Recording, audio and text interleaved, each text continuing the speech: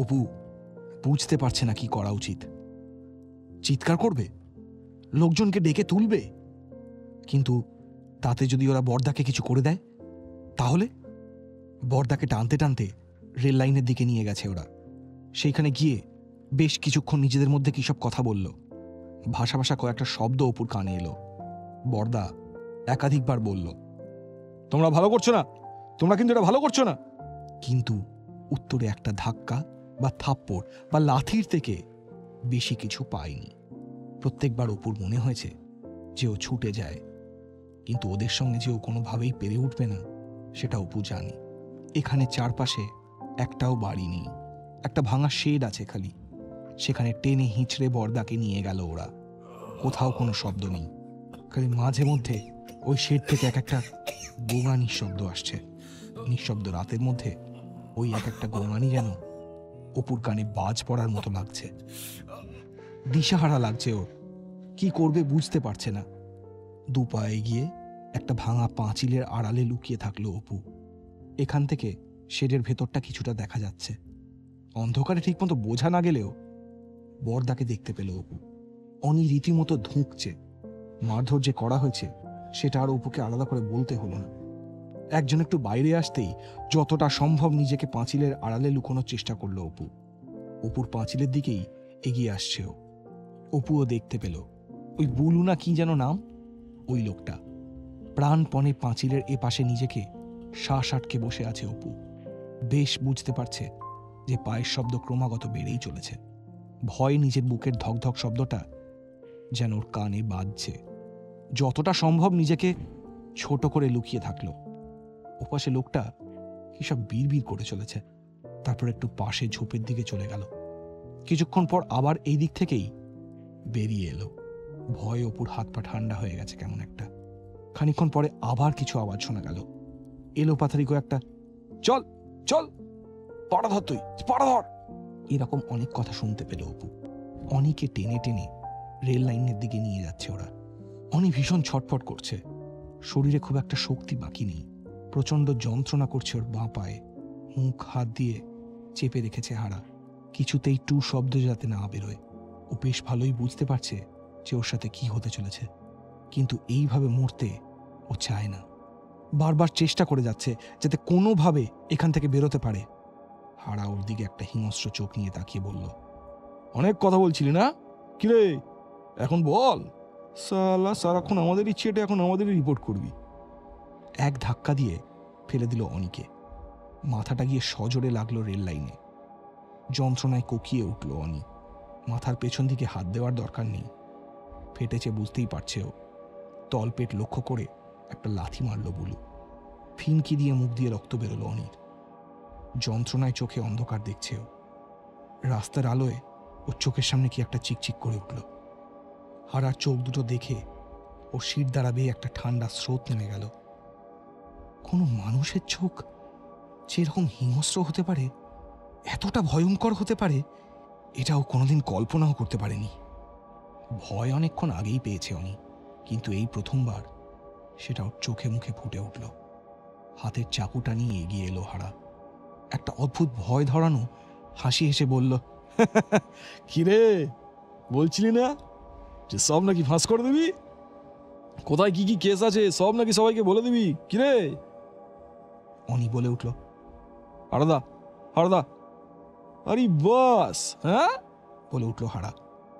এখন আবার হারাদা বেরোচ্ছে মুখ দিয়ে, আর কত রং দেখাবি ভাই, হ্যাঁ? আস্তে আস্তে গলার কাছে চাকুটা এনে মুহূর্তের জন্য অনির মুখের দিকে তাকালো হারা। তারপর বলল, তুই কথা শুনলে এটা। তারপরেই খুব জোরে একটা শব্দ। মুহূর্তের মধ্যে হারার মুখের চাহনি পাল্টে গেল। একটা অদ্ভুত গোঙানি বেরোল মুখ থেকে। তারপর অনির পাশে লুটিয়ে পড়ল হারা। অন্ধকারের মধ্যে দেখে একটা বড় ইটের চাই নিয়ে দাঁড়িয়ে আছে অপু। ইটের গায়ে কিছুটা রক্ত লাগা। মুহূর্তের জন্য সবকিছু যেন আরো ভীষণ চুপ করে গেল। তারপর পাশ থেকে বুলু বলে উঠল, এই সালা, তুই হারাদাকে মেরে দিলি? বলে তেড়ে গেল অপুর দিকে। অপু কেমন যেন ভয়ঙ্কর একটা আওয়াজ বের করে হাতের পাথরটা ছুড়ল বুলুর দিকে। ডান পায়ের হাঁটুতে গিয়ে লাগলো, যন্ত্রণায় মাটিতে পড়ে গেল বুলু। অনি কোনো রকমে উঠে দাঁড়িয়েছে, হারার হাত থেকে চাকুটা নিয়ে নিয়েছে। বুলু বুলু খুব কষ্টে উঠে দাঁড়িয়েছে, বলল, সারা জীবন আমাদের পেছন ছেড়ে গেলি, হ্যাঁ? আমরা না থাকলে তোরা রাস্তায় মরতিস রে। আর হ্যাঁ, আর কথা বলতে পারল না বুলু, পেটে চাকু চালিয়ে দিয়েছে অনি। অপু কিরকম মূর্তির মতো দাঁড়িয়ে আছে, বরদাকে এরকম হিংস্রভাবে আগে কখনো দেখেনি। বুলুর মুখ থেকে একটা ভয়ঙ্কর চিৎকার বেরোনোর ঠিক আগের মুহূর্তে মুখ চেপে ধরল অনি। পেটে হাত দিয়ে থরথর করে কাঁপতে কাঁপতে মাটিতে পড়ে গেল বুলু। অনির দিকে তাকিয়ে কি যেন বলতে গেল, কিন্তু মুখ দিয়ে রক্ত ছাড়া আর কিছু বেরোলো না। কিছুক্ষণ কেউ আর শব্দ করেনি। তারপর হঠাৎ যেন চমকে উঠল অনি। সংবিত ফিরল যেন ওর। সামনে পড়ে থাকা দুটো শরীর দেখে কেমন যেন রক্তহীন হয়ে গেল। পাশে দাঁড়িয়ে থাকা উপর দিকে তাকিয়ে নিচে কেঁপে উঠল। শেষমেশ ভাইকেটা কোন দিকে ঠেলে দিল? বলেছিল না ওকে না আসতে? কেন পেছন পেছন এলো? অবশ্য ও না এলে যে এখন অনি বেঁচে থাকতো না, সেটা অনি জানে। উপর দিকে তাকিয়ে কিছু বলতে চেষ্টা করলেও মুখ দিয়ে কোনো শব্দ বেরোলো না। দুই ভাই দুজনের দিকে তাকিয়ে থাকলো খালি। ভয়ঙ্কর হাঁপাচ্ছে ওরা। বুকে কেমন যেন একটা চাপ লাগছে। ঝিঝির ডাকটাও যেন কেমন একটা মরা কান্না বলে মনে হচ্ছে ওদের। অপু বলে উঠল, বরদা, তুই তুই এখানে কি করতে এসেছিস? বলে উঠল অনি, কিন্তু সেই কথার মধ্যে কোনো রাগ নেই, বরং গলাটা খানিকটা ভেঙে গেল কথা বলতে গিয়ে। অপু কোনো উত্তর দিল না। দুটো বডি টেনে টেনে রেল লাইনের উপর রেখে দিল ওরা। দুজনের মুখেই কোনো কথা নেই। যন্ত্রের মতো কাজ করছে হাত দুটো যেন। পিছিয়ে এসে অন্ধকারে কিছুক্ষণ থম মেরে দাঁড়িয়ে থাকলো দুজনের। একটু একটু করে নিজেদের মনের মধ্যে, গায়ে হাত পায়ে ভয়ের সংক্রমণ হতে অনুভব করলো ওরা।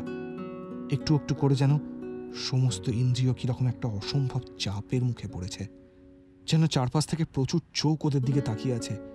রক্তচক্ষু ফিসফিস করছে পাঁচিলের আড়াল থেকে কারা যেন। দূর থেকে কেউ যেন ওদের দিকে তাকিয়ে আছে। মুখ ঘোরাতেই দেখল ওখানে কেউ নেই। বরদা, অপু অস্ফুটে বলে উঠল।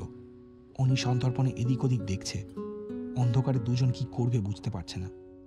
সেই সময় হঠাৎ দূরে দু তিনটে গলা শোনা গেল, সঙ্গে একটা টর্চের আলো।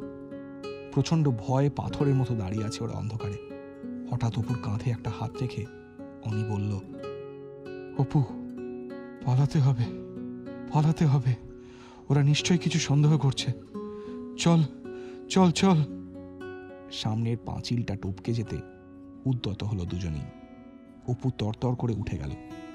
কিছু ভাবার আগেই বরদার কথা মতো পাঁচিল টপকেও গেল।